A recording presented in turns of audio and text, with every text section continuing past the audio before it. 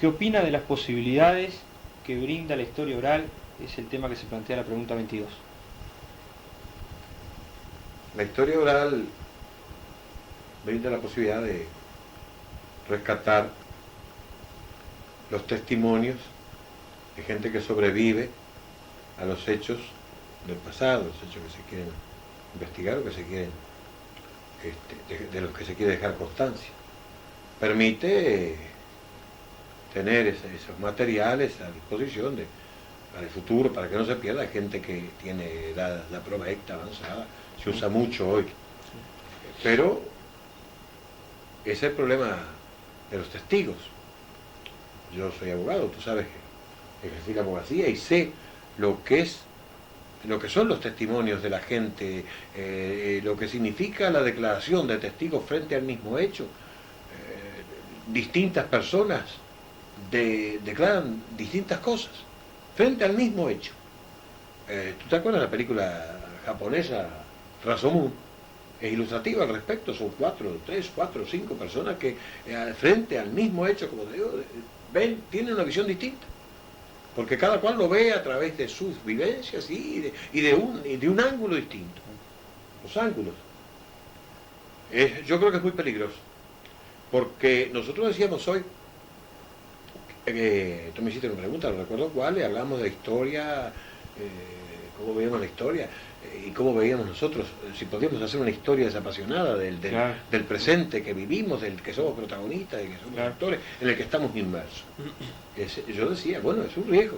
Yo no creo que se pueda ser objetivo. En ningún caso hay que tratar de ser objetivo. Si la historia hay que tratar de ser lo más objetivo posible, hay que estar lo más alejado pasionalmente de la cosa, y en aquello que somos protagonistas, estamos calientes con la cosa, y entonces vamos a dar nuestra versión, que va a estar teñida tremendamente de subjetivismo. ¿Qué les pasa a los testigos que van a estar? Primero, por la edad que tienen, van a estar viendo los hechos a través de una visión un poco ya distinta a lo que puede ser la vivencia inmediata. Ya ahí hay una deformación. Y además la otra, lo van a ver de acuerdo a su manera de pensar, a su manera de sentir, a lo que han sentido en aquel momento. Es decir, va a tener tremendamente tenido subjetivismo. Yo he oído gente conversando con alguna otra persona, a mí la historia oral creo que hay que rescatarla. Claro. Siempre habíamos hablado de rescatar con los compañeros cuando estábamos preparando un equipo para eso, para hacer investigación. Pensábamos que era importante rescatar los testimonios, sobre todo de las personalidades estas que estaban funcionando, cuando se hablaba de cómo conocía a fulano. Era la forma de rescatar eso. Al amigo Jacob se le había ocurrido eso y fue una buena idea de Jacob.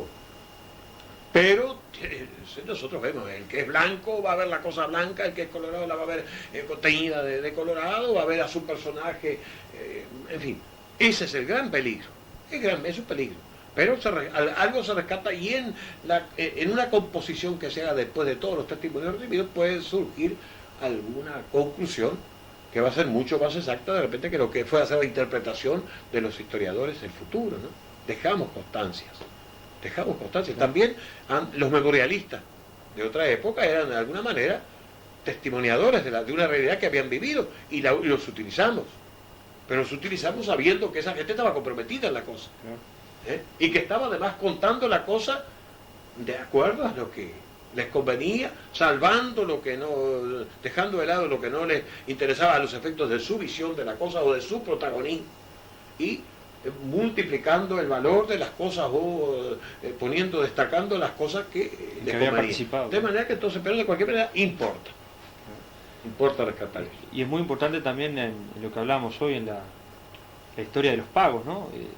La gente que conoce al dedillo lo de su pueblo, los personajes típicos del pueblo, ¿no? La historia social, claro. La historia, es decir, rescatar, por ejemplo, nosotros hablamos ayer, después fuera de esta charla así un poco formal, hablamos informalmente de la historia de los barrios, y cómo aquel amigo que andaba por ahí por la radio haciendo esa historia de los barrios estaba haciendo una contribución a la historia. Toda esa gente, esos viejos, claro que estaban idealizando muchas cosas, pero estaban dando datos que se habían perdido, que uno no conocía. No, en ese sentido yo creo que importa pero hay que tener mucho cuidado. Claro. Sobre todo porque si los memorialistas eran gente comprometida, era gente de otro nivel, podía estar un poco más alejada de cierto tipo de pasiones. Pero en el caso del hombre común y corriente, que está más ingenuo en la cosa y va a decir sus cosas quizás con menos acercamiento a la realidad, Claro. es un riesgo. Pero yo creo que a pesar de ese riesgo es importante rescatar eso. Y nosotros estamos de alguna manera en Hoy es Historia haciendo un poco eso, cómo conocía a fulano. A fulano, Es claro. seguro. No, y hoy inclusive con los adelantos técnicos que hay, muchos de esos testimonios pueden grabarse, y hablo por ejemplo de las sesiones del Parlamento, ¿no? Claro. Y es un testimonio oral que Claro, ahí sí. es fundamental, que Claro. muchas veces se puede acudir a él. Nosotros sabemos que lo que dicen los Claro. parlamentarios, después a lo mejor en una cosa que parece un enfrentamiento irreductible, después se llega quizás no sea toda la realidad de lo que piensan, pero de cualquier manera es el caso de la correspondencia, Claro. de otro que queda de los tiempos de la historia pasada, ¿no? La correspondencia también está teñida de subjetivismo, de eludir situaciones que pueden ser comprometentes para el que escribía, y favorecer su situación, pero sirve, dejan testimonios, dejan cosas que importan la historia. Bien, entramos entonces en el penúltimo bloque, el tercer bloque de preguntas. Pregunta 23. ¿A qué atribuye la falta de reflexión sistemática a nivel teórico en la historiografía nacional uruguaya? Sí, la reflexión sistemática a nivel teórico, sí, me suena un poco ya abstruso, es un poco rebuscado, ¿no? Pero en fin, yo te vuelvo a repetir, vuelvo a repetirte por una vez más, no Claro. soy historiador, soy un trabajador en historia, soy un Para autodidacta, nosotros es un historiador. soy un autodidacta. Entonces, eso de la reflexión sistemática y todo eso, bueno, yo creo que la reflexión es muy importante, porque es una de las características del ser humano, la reflexión, reflexionar, pero no sé, voy a ver, la pregunta tuya era a nivel teórico. Claro, a nivel uruguayo. Bueno, La pregunta plantea no. por qué ha habido poca reflexión a nivel uruguayo en el planteo teórico, ¿no? Claro, bueno, eso habría que preguntarle a los otros historiadores. Yo trato de reflexionar siempre, Claro. y he corregido muchas cosas, he ido puliendo. Yo te contaba, había hecho primero una historia un poco pamfletaria, y después esos 12 años y una experiencia personal que tú conoces, me ha hecho reflexionar pude estudiar, tuve la suerte de poder estudiar ese tiempo, es decir, he ido purificando los conceptos, he ido reflexionando sobre lo que habías hecho y permanentemente. Estoy abierto a las críticas. Yo te contaba las críticas de algunos amigos con respecto a la figura de Artigas, por ejemplo, que yo siempre he tratado de que no fuera un mito, no manejarlo como mito, sino como cosa real, como hombre de carne y hueso, porque eso servía, siempre lo dije, siempre, eso fue una obsesión. Pero yo creo que reflexionar es importante y saber admitir los errores, los deslices, en fin, yo creo que es importante, además todos los días. Si investigando, uno se da cuenta que todos los días puede darse lugar a una reflexión y a una rectificación. Y eso yo creo que es muy importante. El que no investiga congela. Y congelar la historia, yo creo que le gusta la historia, el que realmente siente la pasión y sí sabe la importancia de la historia o conoce la importancia de la historia, tiene que estar permanentemente tratando de aportar nuevos elementos, de estar trabajando permanentemente en la investigación y hacerse tiempo. Yo creo que el tiempo no sobra, pero tampoco debe faltar para eso, que es completar. Y eso es lo que lleva a la reflexión, aparte de las discusiones y conversaciones que puedes tener con los compañeros. Creo que es importante. Creo que hay, pero usted, Fernández, tiene reflexiones teóricas. Por ejemplo, usted nombraba hace un rato, más bien ayer cuando hicimos la entrevista, cuando comenzamos la entrevista, nombraba a Brodel, nombraba a David, por ejemplo, No, además digo, en lo que se refiere a filosofía de la historia, en lo que se refiere a todo ese tipo de cosas, eso es lo que yo te decía, pude leer mucho, claro. y me sirvió, yo creo que me sirvió para orientarme un poco. No soy no soy un ortodoxo en ese sentido, creo que todos tienen todas esas teorías, hasta Toynbee tiene cosas importantes, ¿sí? Claro. Porque cuando Toynbee habla de la visitación y respuesta, como cosa determinante de todo. Bueno, es como el economismo, como los economicistas, que el factor económico es determinante de todo. No. Pero existe un fenómeno,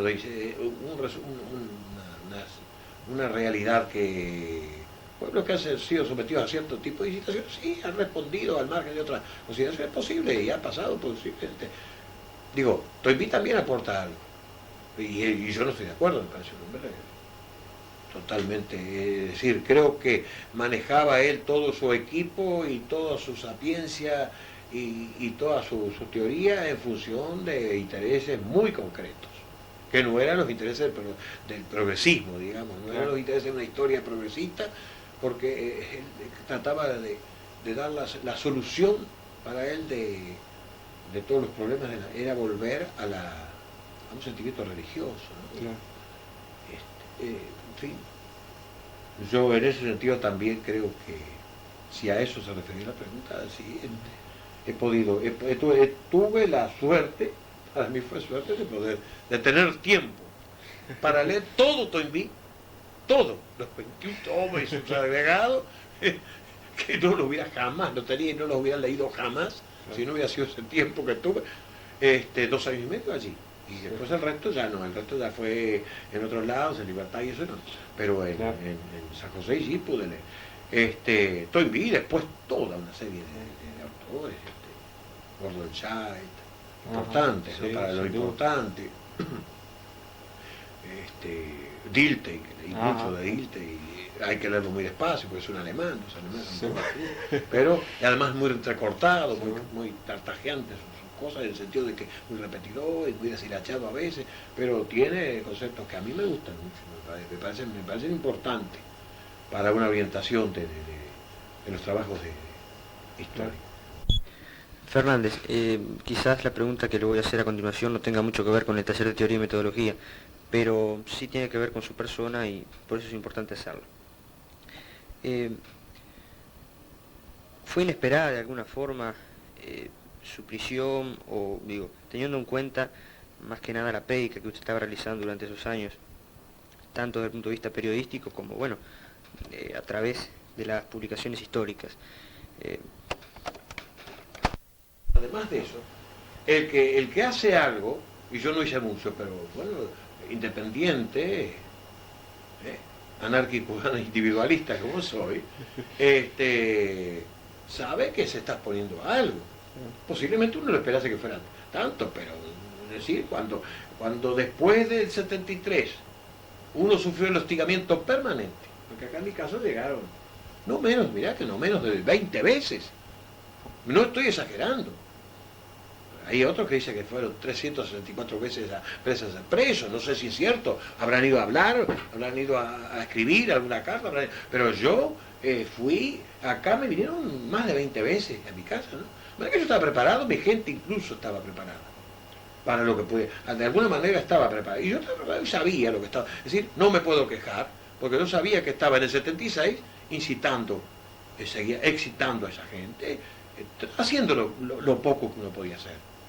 De manera que entonces, en ese aspecto, para mí no fue inesperado, no fue para quejarme, porque si no es irresponsabilidad, es decir, estaba como irresponsable, estaba haciendo eso y no sabía lo que me pasaba. Yo creo que es irresponsable quejarse de lo que a uno le pasó cuando uno sabía que es lo que estaba arriesgando. Primero, de manera que creo que también el estar preso, el haber estado en esa situación, para mí no es doloroso y no me causó perjuicios, evidentemente, salvo algunas cosas familiares que realmente son, no sé, espero que sean recuperables, todavía estoy sufriéndolas en alguna situación familiar muy personal, muy íntima, y en cuanto a lo otro me enriquecí con el contacto de muchos compañeros de todas las extracciones de la izquierda, con las discusiones, con los trabajos que hacíamos adentro, de historia, de filosofía, de todo tipo, de cada cual aportaba lo suyo, y hacíamos cursillos adentro, y con la lectura, y además perfeccioné mis conocimientos de truco y de y algunas otras juegos de cartas, ¿no? Que también eso se daba, porque había tiempo para todo, fíjate, 24 horas de tiempo libre, full time era, para el descanso y para el estudio. Bueno, pregunta 24. ¿Cuáles son las principales carencias metodológicas de la historiografía uruguaya? Bueno, mira, yo no sé, sinceramente de eso no te puedo decir, no porque no es mi tema la inquisición en esos aspectos de la cosa, no, eso es para profesores, para gente que enseña, yo no enseño. Yo a veces hago unas charlas de amigos, alguna cosa radial para difundir la cosa a nivel popular, pero el problema no puedo contestarte esa pregunta con toda honestidad, te lo digo. No tengo posibilidades de contestar esa pregunta, no sé cuáles son las carencias metodológicas. Porque en mi método es un poco personal, de repente intransferible, mi método ha sido desorganizado, se ha ido perfeccionando, pero un método personalista como todas mis cosas. Sí. No es... Más adelante, la última pregunta, inclusive, vamos a hablar sobre todos los aspectos y los cambios que han habido en la producción historiográfica, ¿no? La pregunta se plantea ese tema. Claro. Vamos a profundizar sobre eso. Claro. Pregunta 25. ¿Entiende que la historiografía nacional mantiene escasa inserción en las corrientes más significativas de la disciplina a nivel mundial? Bueno, mira, sinceramente, la anterior y la otra pregunta y esta pregunta, yo creo que tenemos que preocuparnos, la gran preocupación, es una obsesión mía de repente, y yo entonces creo que debemos, yo creo que ya hablamos de esto, creo que debemos de tener un conocimiento más, aquellos que enseñan. Y en el caso mío también me he preocupado de estar al tanto de lo que está ocurriendo en las grandes corrientes de pensamiento histórico del mundo. Pero la gran preocupación debe ser, la primera preocupación yo creo que debe ser, no sé si en esto me equivoco, ver las corrientes historiográficas de América, ver cómo se dan esas corrientes en América, no sé, eso creo que debería ser una preocupación. Yo me he preocupado, ya te digo, Collins, agrego algunos más, el mismo Garodí, Lucas, toda esa gente, además de los otros, toda esa gente, traté de leerla, traté de entenderla, de estar al tanto, y sigo tratando de estar al tanto, pero yo creo que es el último gran historiador. Claro. Y bueno, he leído, tengo ahí esos enormes, el Mediterráneo y el último que es la historia social del siglo XVIII, ¿no? XVII y XVIII, una cosa importantísima. Hay que leerla, hay que tener tiempo en verano. Me voy a las rocas y leo. Pero yo no sé, creo que no puedo saber si los otros historiadores, los otros hombres que trabajan en historia están entre... Yo creo que sí, yo creo que en general hay un nivel de gente, hay un grupo de gente que tiene un buen nivel de conocimiento en lo nacional, en lo americano y en lo universal, en lo que está ocurriendo en el resto del mundo. Creo que hay un buen nivel, creo que hay gente importante, un grupo de gente que se ha ido formando en esos centros que durante el periodo de la ocupación militar se crearon un poco al calor de finanzas del exterior, que no quiere decir dependencia. Hay gente que habla de... No, yo no creo que sea dependencia, yo creo que se ha aprovechado las posibilidades que ha dado esas fundaciones del exterior, y en esos grupos se han desarrollado compañeros, gente muy importante, que está perfectamente enterada de todo lo que ocurre. Yo creo que hay un buen nivel de historiadores o de gente que trabaja en historia acá en Uruguay, yo creo que sí. No, bueno, dar nombres, de repente pero todos los conocemos, yo creo que son muy conocidos, sobre todo ustedes los estudiantes, ¿no? Y ya de antes, allá en Petit Muñoz se hizo mucho, en la Facultad de Humanidades, en Sala de Turón, Rodríguez, toda esa gente, y claro, nombrar a algunos es dejar a otros de repente, pero Es lo que me acuerdo ahora, ¿no? Claro. Yo creo que acá hay mucha gente que está bien enterada de todo lo que ocurre. No creo que haya carencia. En ciertos niveles no creo que haya carencia. Odone, Blanca París. Y habría que seguir nombrando. Sí, sí, sí, Gente claro, que todavía claro. está. Y los que se formaron. Los centros. Para mí esos centros, TLAE, CIEDUR, todos esos centros fueron importantísimos. Importantísimos. Pero la gente trabajó, si no con tranquilidad, por lo menos con cierta comodidad. Con tranquilidad no creo que haya trabajado nadie en la historia de ese tiempo, pero con cierta, con facilidades, con disponibilidades modestas, pero que les han permitido sobrevivir y poder trabajar. Además, como estaban alejados del profesorado, porque era toda gente buena, sí. Ahí está. Bien, pregunta 27. ¿Qué rol le atribuiría a la Facultad de Humanidades y Ciencias en el desarrollo de la historiografía nacional con anterioridad al periodo dictatorial? ¿No te das cuenta? Es lo que estamos hablando, claro, yo le veo eso. Fue muy importante. Claro. Petit Muñoz, yo lo tuve profesor en nocturno. Profesor, por lo menos, sí, profesor también, examinador. Ajá. Y él era un poco bilateral, algunas cosas antiaribistas, cerrado. Y estaba sosteniéndose aquel papelito, había aparecido de que la renuncia había sido forzado, que había de Oribe había sido escrito acá, o se lo había hecho aparecer después, ¿no? Cosas. Se sabía que era forzado, se sabía que había sido. Eso era. Entonces discutir si aquel papelito, en fin. Y entonces en el examen, como yo había contestado, porque yo soy contestatario, ¿no? En la clase había contestado, en el examen me hizo esa pregunta. Y me tocó un regular deficiente, a pesar de que yo creo que no había estado tan mal. No sé si era, ¿quién era? No recuerdo los nombres, eran gente que me conocía muy bien, con la que íbamos a charlar al Sportman sobre historia, y que éramos muy amigos. Y yo hacía libre, hacía en el nocturno, libre, Historia. Todo, porque claro, yo había dejado de estudiar y me puse a los 26 años de nuevo a estudiar, hice el nocturno, y entonces lo hacía libre, y daba examen, iba dando exámenes, en todo el periodo, de manera de apresurar las cosas.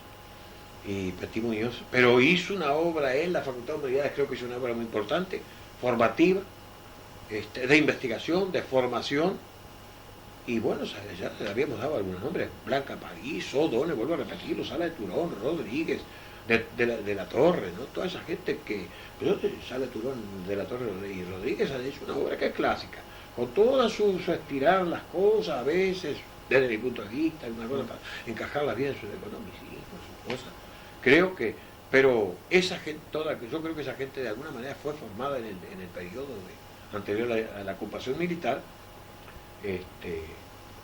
por la Facultad de Humanidades. La Facultad de Humanidades del IPA no puedo decir, no Claro, sé tampoco. Porque la pregunta siguiente se refiere a eso, al rol que le atribuiría al IPA antes de la dictadura. Claro, bueno, del IPA no, te digo la verdad, no puedo decir porque no tengo idea, no sé, no quiero arriesgar Ajá. Creo que en la Facultad de Humanidades sí es indiscutible que fue una obra que estaba haciendo una obra que lo trunca. Muchas cosas se perdieron, creo que se han perdido, ¿no? Muchas cosas se han perdido. Pero no conozco, del IPA no. Claro, y bueno, y la pregunta siguiente plantea el tema de los centros privados también, ¿no? Lo que decíamos hoy. Pero, bueno. El rol que se le atribuye a los centros privados en el periodo dictatorial. Bueno, yo creo que fue Ahí está. no digo fue la continuación, fue una profundización de muchas cosas, y muy amplia además todo ese trabajo que hizo en esos centros, en otras ramas también, aparte de la historia, ¿no? Claro, sí. Creo que fue una cosa importantísima y formó, permitió que aquella cosa destructora de esta gente, bueno, de toda aquella cosa de destrucción, de demolición, se salvara algo. Y se salvara muy bien. Y que pudiera difundirse inclusive, porque... Claro, como los cuadernos y claro, todas esas publicaciones cosas. accesibles, ¿no? Accesibles. Y además el hecho de que no podían ejercer el profesorado le permitió a esos compañeros disponer de cierta tranquilidad y de tiempo para... salido gente. Y no voy a estar nombrando a tu profesor, ni a Jacob, ni a toda esa gente, pero lo importante, yo creo que es muy importante. Y gente además que vio las posibilidades de la investigación y toda la gente que sigue investigando. sigue investigando. Fue muy importante. Que esa es una de las cosas que se hay que agradecerle, a esta gente, que haya permitido por lo menos que esa respiración de cultura, esas posibilidades de respiración de la cultura que estaban apretando. Claro. Pregunta 31. Si se proyectara la producción historiográfica uruguaya a nivel supranacional, es decir, y acá aclara regional o mundial, ¿cuál estima que sería el valor comparativo a Axignagüe? ¿Por cuánto es la pregunta esa? Yo voy a decir lo regional, porque no creo que pueda. En fin, creo que los medios que tienen de otros lados, el trabajar en equipo, fíjate, lo de esto, la gente de los anales, uno lee los anales de esto. Bueno, yo creo que es importante lo que hay acá. A nivel regional, si uno lo compara con lo de Brasil, con lo de Argentina, esa historia irritada que todavía se sigue haciendo en Argentina, agresiva, de rosistas y antirrosistas, de liberales y antiliberales, de antimasones, ese tipo de cosas. Hay un señor ahí, Maguire, que antes me orientó muchas cosas en el problema, por ejemplo, en lo que a mí ese tema que a mí me preocupa, esa vertiente de la historia, que es la presencia de la gente de la institución esta.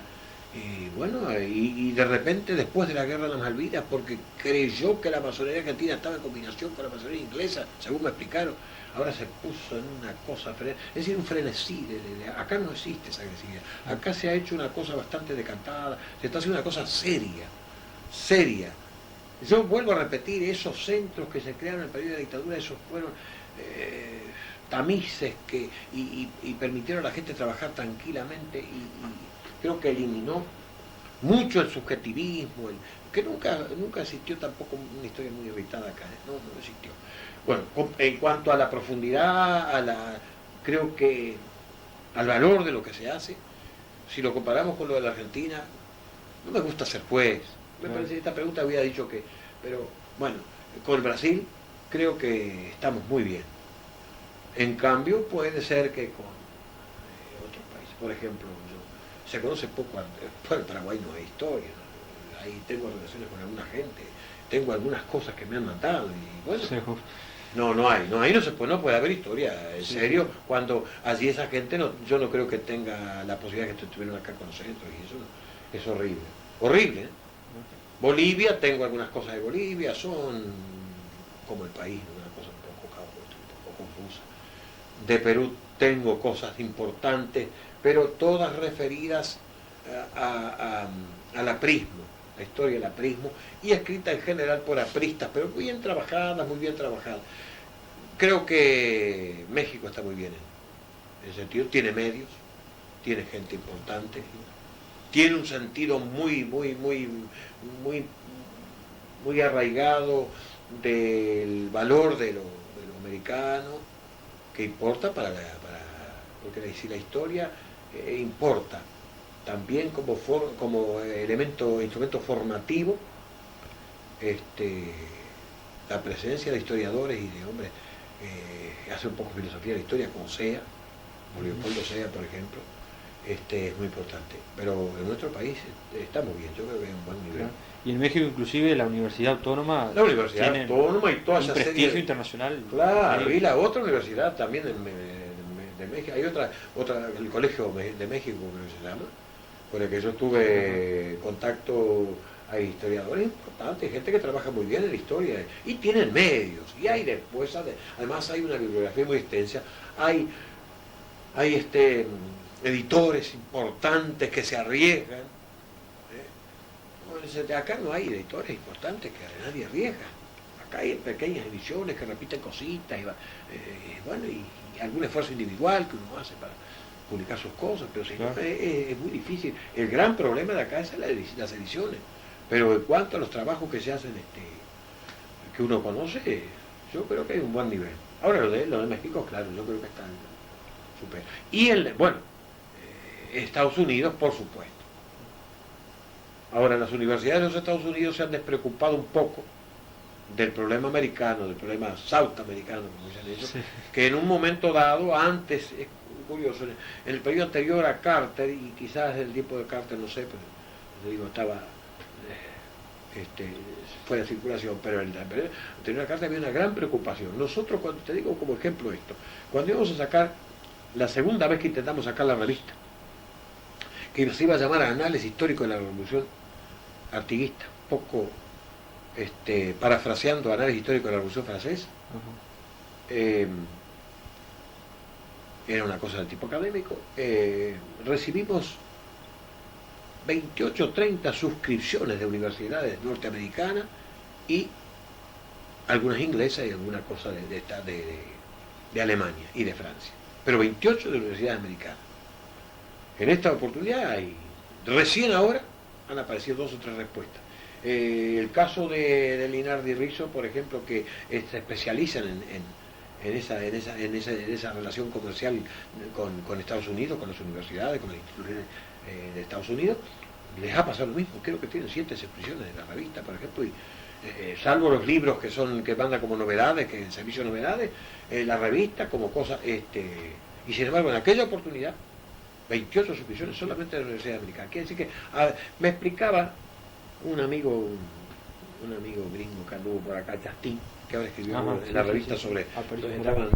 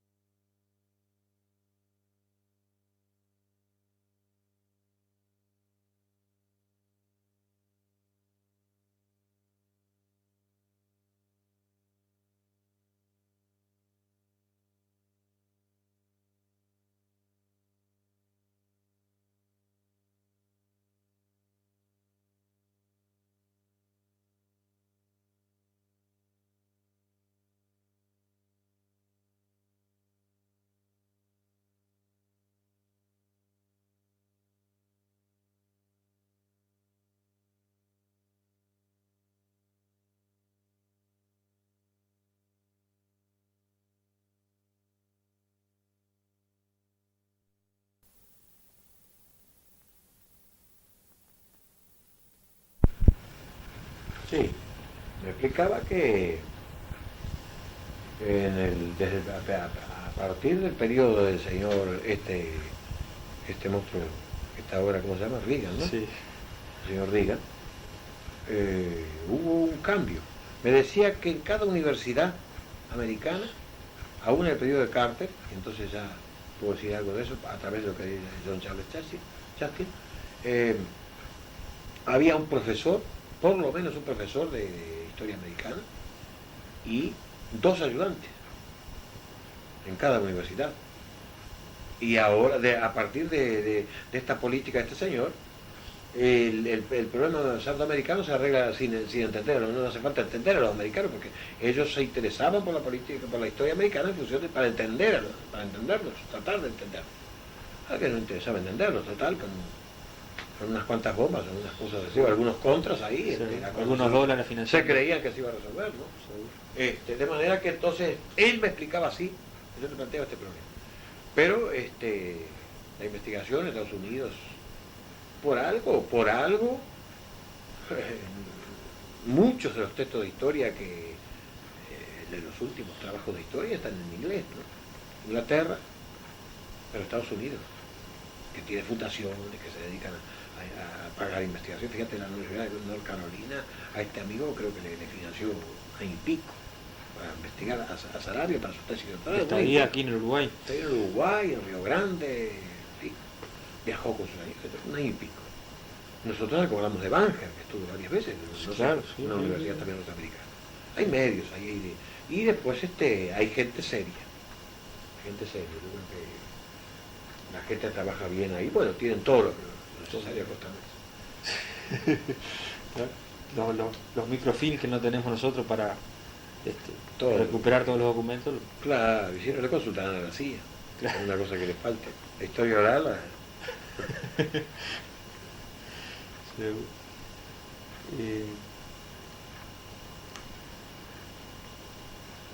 Sí, pregunta 32. ¿Continúa esa etapa de trabajo artesanal del historiador de que habla Real de Azúa? sí, Real de Azúa, el amigo Carlitos Real de Azúa. Sí, es claro, porque la falta de medios, compañero. Nosotros hablamos de los centros, que pudo esa gente trabajar, pero igual, a pesar de los medios que tenían, que no creo que fuera muy abundante, el trabajo era artesanal, el trabajo del esfuerzo, el transpirar la camiseta, y bueno, los demás que no estábamos en esos centros, que no estamos, también es el trabajo, tú sabes, el trabajo de todos los días. No hay forma de hacer equipos. Tratamos en el centro de la revista, que es el centro de investigación de la investigación y difusión, tratamos de crear un grupo de investigación, ¿no? Y no se pudo porque, claro, los muchachos están en otra cosa, tienen otras actividades, tienen necesidad de ganarse el peso de otras cosas, y para investigar hay que dedicar tiempo, hay que dedicar mucho tiempo. Entonces, a veces, incluso el trabajo artesanal no se puede hacer por falta de tiempo, hasta ese extremo llega la cosa, que mucha gente lo puede hacer, y mucha gente, ¿cuánta gente ha decidido? Yo he visto gente que concurría asiduamente a trabajarlo y que ha desertado porque ha tenido que necesariamente ganarse. Es muy difícil, sí. Yo creo que algún día se podrá hacer. Y bueno, hay gente que tiene tiempo, yo me dedico a trabajar. El trabajo artesanal lo hago, y con poco método, con poco, no tengo más. Pero está a la vista los trabajos que son, sí, son claro. importantes, ¿no? Yo creo que el hecho de haber entrado en esa vertiente, trabajar en esa vertiente que no se había trabajado, es lo que ha permitido que parezca un poco más valioso eso. Yo creo que tiene valor.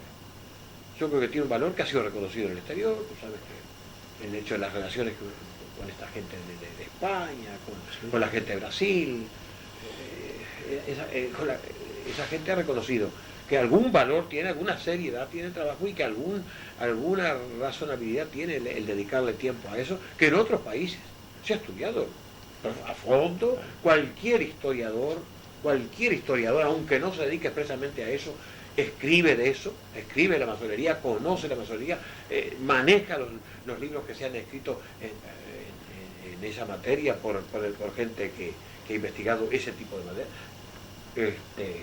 No hay tampoco en la institución, en otros lados, ese cerrarse con sus documentos y no abrirse nada más que apenas o nada. Muchos documentos, muchos materiales que yo tengo, yo te contaba, los he recibido un poco anónimamente de gente que ha leído la revista, y tengo documentos valiosos, importantes que me van a servir incluso para alguna pequeña polémica que uno está manteniendo con este jesuita Ferrer Benimeli, que yo te decía ayer, de allá de Zaragoza, que es un hombre importante, el principal masonólogo, y que, y he conseguido documentos de sí. Claro. Si quiere leer algún material, esclarecería un poco, quizás. Sí, porque no, el tema es el de si la masonería actuó organizadamente en América en el periodo prerevolucionario, como preparación. El señor José Antonio Ferrer Benimeli, que es un jesuita muy benemérito de la Universidad de Zaragoza y un gran estudioso, que ha escrito libros sobre la masonería, infinidad, artículos en la revista de India, en otras revistas, incluso ahora tenemos un artículo, yo te decía ayer, sobre las logias Lautaro,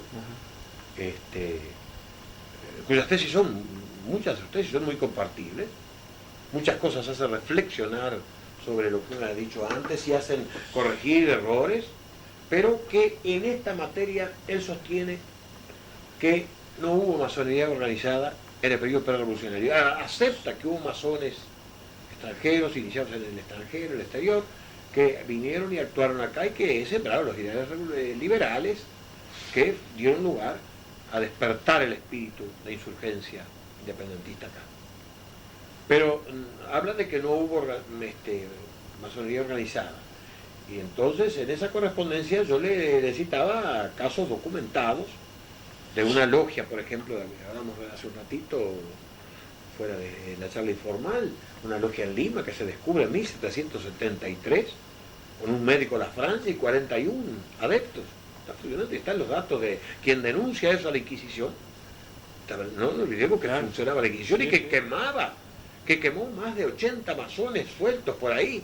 Esos masones sueltos estaban sueltos o actuaban en la organización, pero esa organización se probó que existía. Se sabe que existía la Logia Independencia y se sabe a que estaba afiliada al Gran Oriente Francés. A ella perteneció Moreno, Pasos y otros hombres de los radicales republicanos de la Revolución de Mayo. Y se sabe que después, en 1801, se descubrió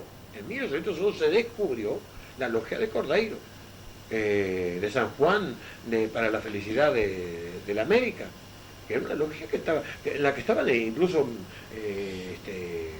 comprometidos gente que estaba cerca del virrey. Eso se sabe, está documentado. Se sabe también que había una logia en la conspiración, la Inconfidencia Mineira, 1790 y pico, allá de Tiradentes, que Tiradentes es la víctima. Se sabe que estaba organizada en logia, era una logia masónica la que estaba actuando. Habíamos hablado ayer de eso. Sí. Todo eso, es decir, se sabe que, por ejemplo, Nariño, Ricaurte y Sea estaban organizados en una especie de logia, eran masones, eran 3 por lo menos, pero había muchos más, y tenían un lugar donde se reunían lleno de signos y de grabados de personajes importantes que la masonería rescataba como sus personajes. Voltaire, toda esa gente, sí. Bueno, pero eso suponete que... Pero había una logia descubierta en 1733 en Lima. Dos logias descubiertas acá en el Río de la Plata. Sí. Probado que existía. Acá se sabe que y hay un documento de 1807 que los ingleses dejaron acá en 1807, por lo menos actuaron masónicamente, dejaron una logia formada, formaron otra logia allá en Estrella del Sur, allá en Buenos Aires. Entonces, si afrontando las persecuciones de la Inquisición, que liquidaba a los masones, está la historia de José Toribio Medina, el chileno, que la historia de México, de la Inquisición en México, de la Inquisición en Lima, de la Inquisición en Chile, tiene son documentos todos tomados de los archivos españoles, irrefutables, que demuestra que cuántos masones fueron. El gobernador de Valparaíso, en 1751, era masón, se probó que era masón. Entonces, afrontando toda esa persecución de la Inquisición, todo eso, esta gente estaba organizada, se descubre que existen esas logias.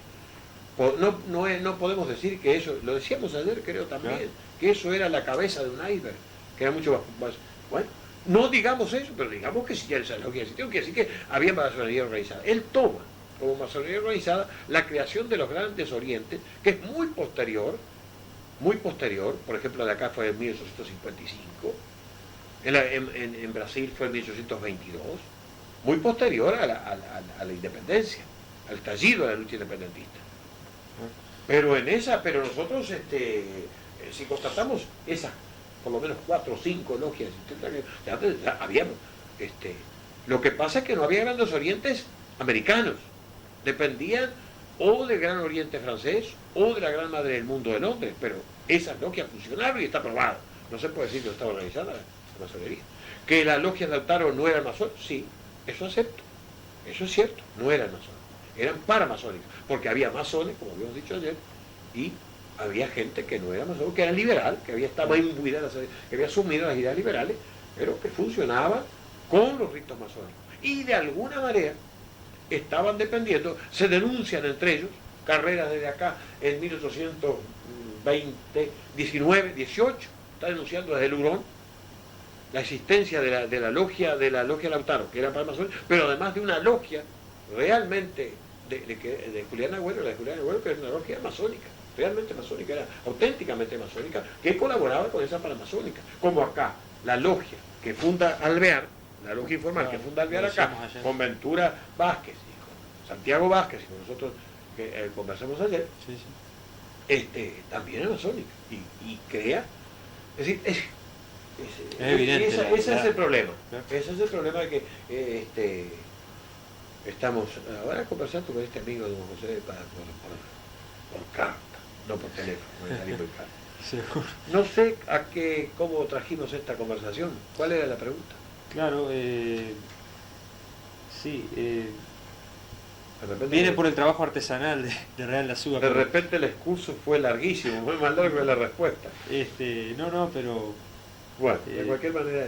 forma parte de la historia de las ideas que hablamos ayer, que está sin estudiar, digamos, en nuestro país, ¿no?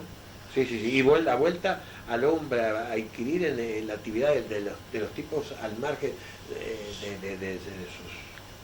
Claro que también actuaban en función de sus intereses económicos. El enfrentamiento de Artigas con esta gente que era casi todos masones, la gente de Montevideo, es claro que había intereses económicos, claro, pero había otras, y entre ellos mismos tampoco actuaban uniformemente, no eran actuaban al margen de la institución como individuos, con sus intereses que muchas veces no eran económicos. Por ejemplo, el caso de los caballeros orientales, de algunos hombres como Pedro Francisco Berro, que era un español, que era uno de los miembros de la... Bueno, como Francisco Berro Echevarriaza, que hipotecan sus propiedades y compran armas, y tienen armas ahí, que en la correspondencia tienen armas escondidas ahí, con todos los riesgos es decir, estaba corriendo, había algo más que el interés económico. Defendían su futuro, enfrentados a Artigas, porque era el futuro de los propietarios frente a la política radical de artiguista, pero también se jugaban por ideas. No era tan... es decir, es muy compleja la cosa, no se puede unilateralizar el estudio, aunque no deja de ser importante todo aporte ideológico, todo aporte de los ideologistas, yo le llamo, ¿no? Nosotros que ven la cosa a través de la ideología. Es importante porque también concurren a aportar elementos. Como esto de la masonería no es excluyente de todo lo demás, es uno de los elementos que están incidiendo y que puede explicar algunas actitudes que de otra manera, por la parte economicista no se explican.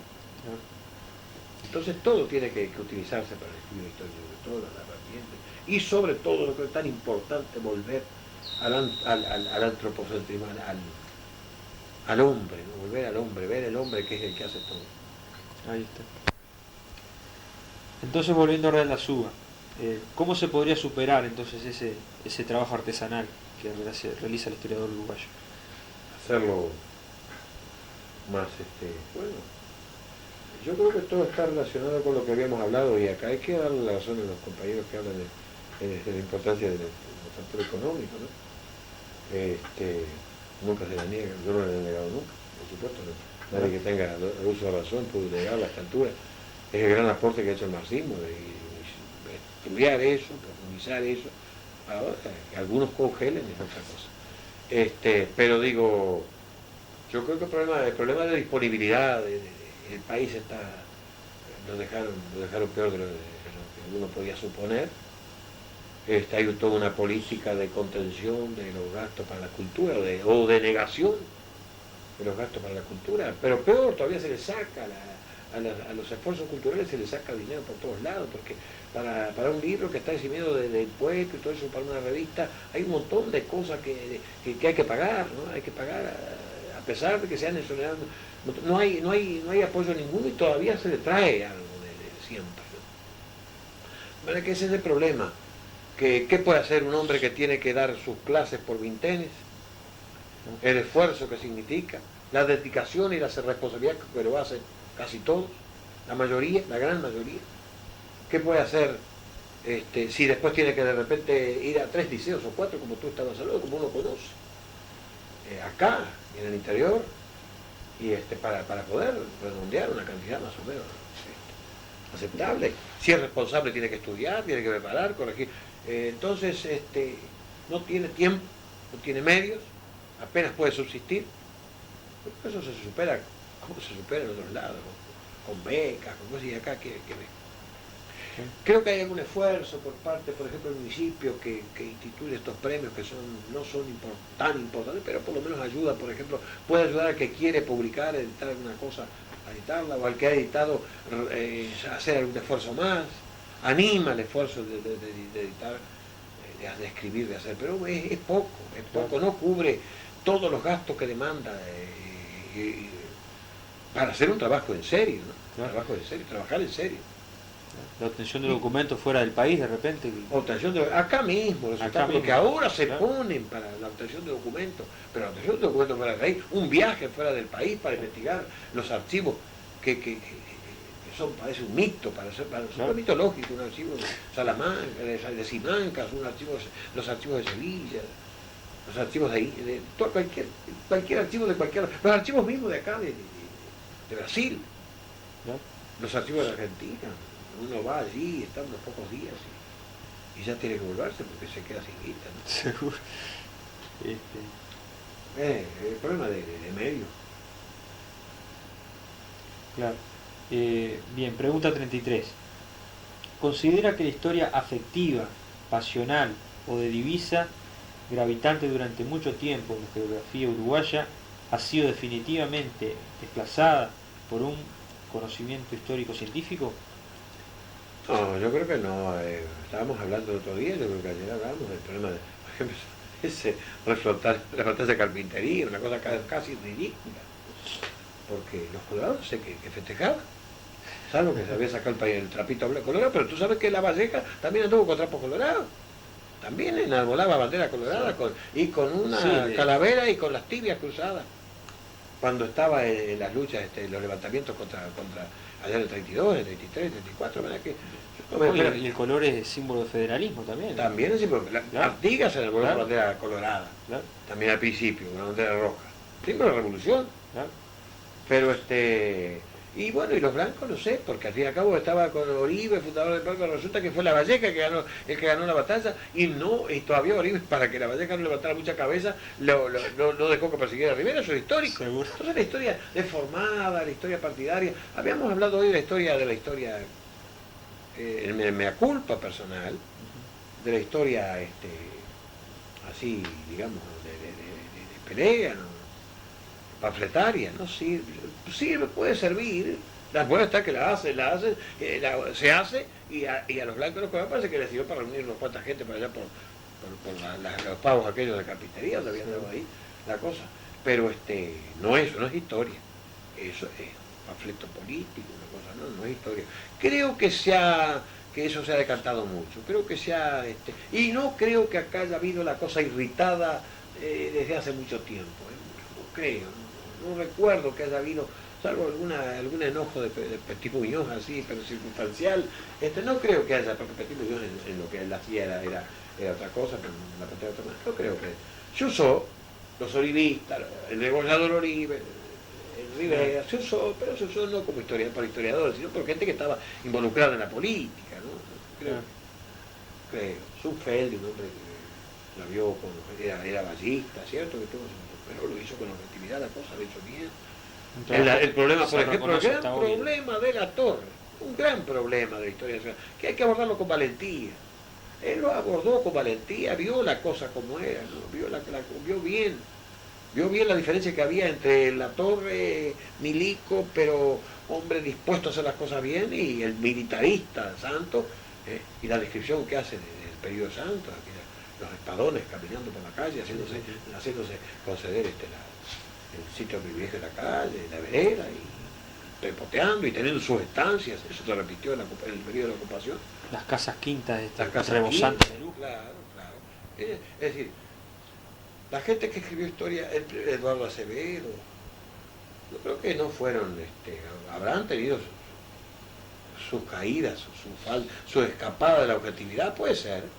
Es posible que hayan tenido su escapada de la objetividad, pero no es al nivel que se ha visto en otros lados, ¿no? Claro. Creo que ahora eso se ha mejorado mucho. Y creo que no he visto, salvo ese episodio de carpintería, no recuerdo que haya una historia de un amigo por ahí diputadito que anda por ahí, o diputado, no sé si es bajito, me parece, que anda haciendo cositas, pero no creo que, no pasa de eso. Pregunta 34, claro, viene vinculado con esto. Sí. ¿Reconoce la historiografía uruguaya un recurso sistemático a los mitos? Ah, sí. Bueno, claro. Creo que está en la condición humana, Claro. Los símbolos, los mitos, las utopías. Claro. A veces a través de una utopía se interpreta la historia, se acomoda la historia. Hay un mito. El mito puede ser mera imaginación, mera elucubración de la imaginación. Puede ser también el tomar hechos o personajes y purificarlos a tal extremo que se hacen prácticamente angélicos, ¿no? Habitantes del Olimpo, sí. Tú lo dijiste bien, semidioses griego o dioses griego, o de repente más allá, decíale, puede ser que eso sea una cosa que un cónsul norteamericano que estaba en Paraguay, cuando se empezó acá a rescatar la figura de Artigas, dijo que se sacaba un personaje de los Albañales, dijo así, un poco lo que dice algún amigo nuestro que anda ahí medio haciendo la contra de Artigas, y el nombre, que yo creo que lo hace por divertirse. No digo el nombre, pero todo el mundo sabe quién es. Y entonces dijo eso, dice, ¿sabes que saca de los Albañales? Dice, porque necesitan un héroe nacional. Artigas se refería. Claro, el gringo no sabía mucho de la historia, no sabía, y lo veía de repente a través del panfleto de Cavia, del libro de Cavia, o de toda la historia de los liberales intolerantes, porque los liberales fueron intolerantes. Esa gente de saco negro de ahí, de porteños, fue tremendo. Y los de acá no, acá en el Uruguay, el viejo Artigas lo empezaron a respetar ya desde el año 36 empieza en los documentos oficiales, sí, incluso ya de alguna manera se respeta, se reconoce la importancia del hombre. Pero se hizo un mito del hombre. Se lo llevó allá, esas estatuas, allá arriba, con caballos casi lo único que falta era ala a ese caballo. Caballo al lado y yo no sé qué le podían poner arriba como símbolo, una coronita, una cosa, santificarlo, y lo alejan del pueblo. No creo que haya sido con intención, era toda una etapa de creación de un héroe nacional. En eso estaba acertado el gringo. Se tenía necesidad de un héroe nacional y empezó a ser el único tipo que realmente podía exaltarse y que conformaba de alguna manera un poco tenía todos era la raíz de nuestra idiosincrasia. Justiciero, americanista, hombre de la libertad, enemigo de la tiranía, estaba en la idiosincrasia del pueblo. Era un poco el reflejo en que todos veían un poco algo de lo que sentía. Un caudillo es reflejo de eso, ¿no? Un caudillo es reflejo de eso, él reflejaba más que eso, mucho más, pero también los liberales les servía a ese hombre ya que había muerto, ya lo podían usar, como usaron después la frase. Sí, sí. Y todas las cosas, pero el peligro del mito es que es reversible, es que lo usan todos. Bueno, los milicos no pudieron, la gente de la ocupación no lo pudo usar, porque hablaban mucho de Artigas, pero resulta que tú sabes lo que pasó allá en aquella cosa que cavaron que yo digo que la acabaron para que cayese la estatua de Artigas, ¿no? Para allá donde pusieron los restos, la ceniza de Artigas. Sí, sí. Excavaron abajo a ver si se caía la estatua. No se cavó y dice, vamos a aprovechar para meter acá los restos de Artigas. Pero ahí eliminaron las frases. Ya ni las frases les servían, le pusieron los años nomás.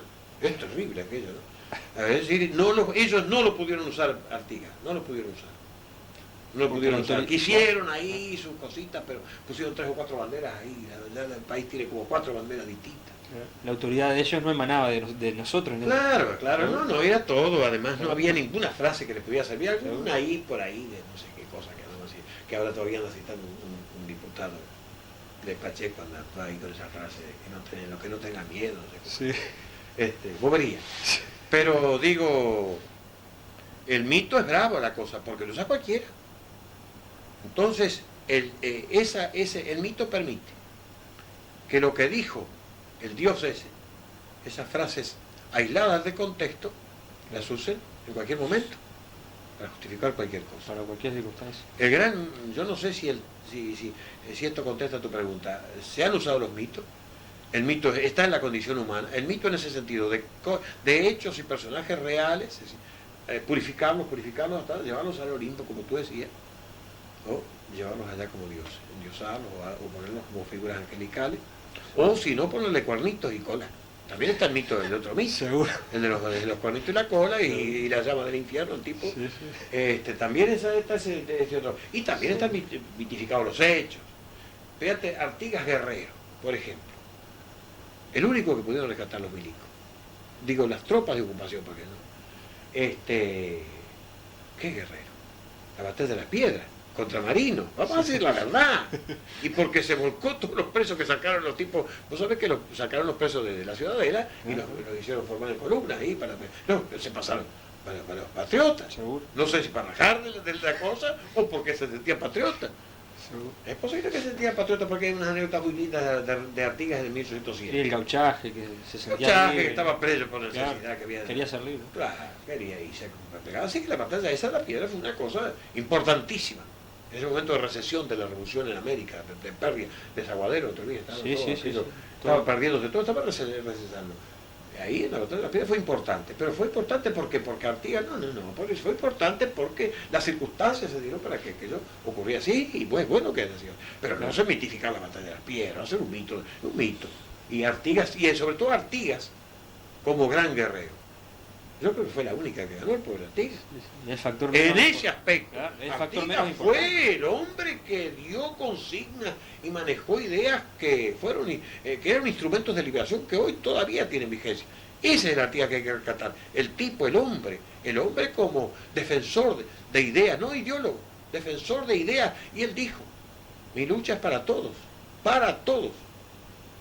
No era problema de clase, de grupo, no, él era para todos. Lo que sí defendió a la gente que él conocía, a la gente, él renuncia al patriciado y se hace un hombre más de la campaña, porque sabe cómo viven y sabe quiénes son los patricios, cómo funcionan y sabe cómo viene de la campaña. Ese es el hombre que hay que rescatar.